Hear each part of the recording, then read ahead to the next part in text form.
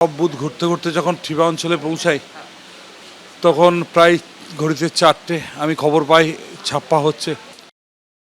দেখি একটা ছেলে 3বার ভোট মারছে ওখানে। ওটা আমি জানলা দিয়ে দেখে বেড়ার পর এরা তখন জয় বাংলা স্লোগান দিতে শুরু করে।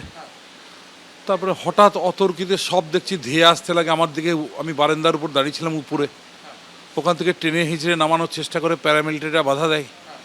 আস্তে আস্তে উত্তেজনা চরমে ওঠে এবং আমাকে বিভিন্ন ওই ফাঁক দিয়ে প্যারামিলিটারির ভিতর দিয়ে ঘুষি, কিল, চট, চুলে ধরে চুলের মুঠি ধরে নামানোর চেষ্টা করে, জামাটা প্যান্ট ছিঁড়ে দেয় চেষ্টা করে এবং মাথাতে একটা পাথর দিয়ে মারার চেষ্টা করে। সেই পাথর ধাক্কাটা এখানে পাই এবং গাড়ি পর্যন্ত যতক্ষণ এসছি আমি, পুলিশ আমাকে পুলিশের গাড়িতে নিয়ে আসছিল, সেই যতক্ষণ গাড়িতে আসতে টাইম লেগেছে ততক্ষণ যে দিক থেকে পারলো আমাকে মারধর করলো।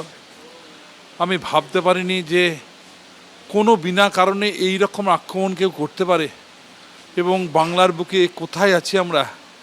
আমার মনে হচ্ছিল একটা টাইম আমি হয়তো কাবুলে আছি বা করাচিতে আছি।